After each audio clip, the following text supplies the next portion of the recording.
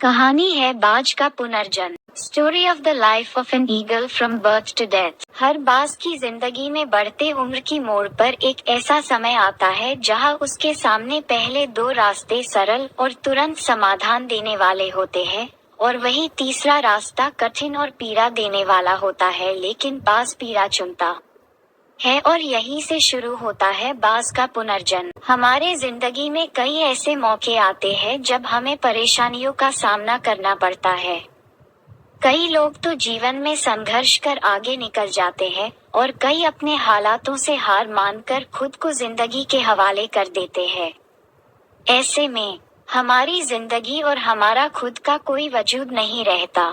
दुनिया उसी को सलाम करती है जो अपने कलाम खुद लिखते हैं। सिर्फ इंसान ही नहीं, कुदरत में हर प्राणी के साथ ऐसा होता है। तो आइए जानते हैं बाज के जीवन से जुड़ी आश्चर्यजनक किंतु एक ऐसा सत्य जो हम सबको प्रेरणा देगा। बाज लगभग 70 वर्ष जीता है, परंतु अपने जीवन के 40वें वर्ष में आते आते उसे एक महत्वपूर्ण निर्णय लेना पड़ता है। इस अवस्था में उसके शरीर के तीनों प्रमुख अंग बेअसर होने लगते हैं। पहला, पंजे लंबे और लचीले हो जाते हैं और शिकार को पकड़ने में कमजोर हो जाते हैं। दूसरा, चोंच आगे की तरफ मुड़ जाती है और भोजन निगलने में मुश्किलें पैदा होने लगती है। तीसरा, पंख भरी हो जाते हैं और सीने से चपकने से कारण पूरे खुल नहीं पाते हैं और उड़ाने सीमित कर देते हैं। भोजन ढूंढना, भोजन पकड़ना और भोजन खाना, तीनों प्रक्रियाएं अपनी धार खोने लगती है।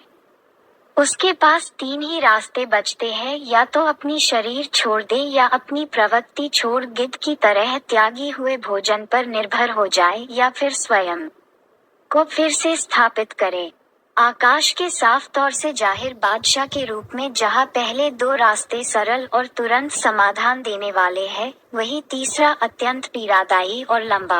बाज पीड़ा चुनता है और स्वयं को फिर से स्थापित करता है। वह किसी ऊंचे पहाड़ पर जाता है, एकांत में अपना घोंसला बनाता है और तब शुरू करता है पूरी प्रक्रिया। सबसे पहले वह अपनी चोंच चट्टान पर मार मार कर तोड़ देता है। अपनी चोंच से अधिक पीड़ादायक कुछ भी नहीं है पंक्षी राज के लिए।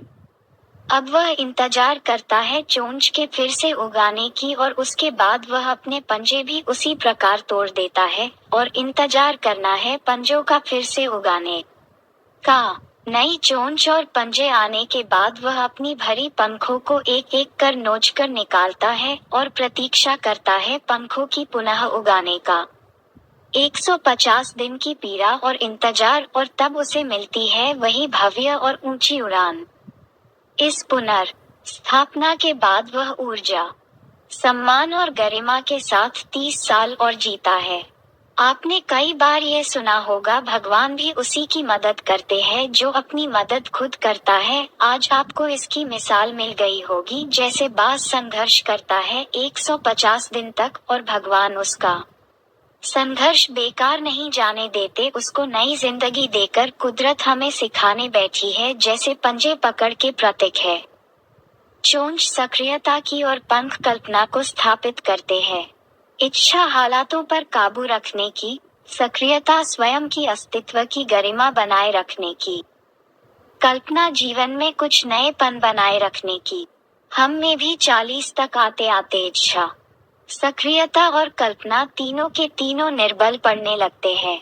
हमारा व्यक्तित्व ही ढीला पड़ने लगता है। आधे जीवन में ही जीवन खत्म होने जैसा लगता है।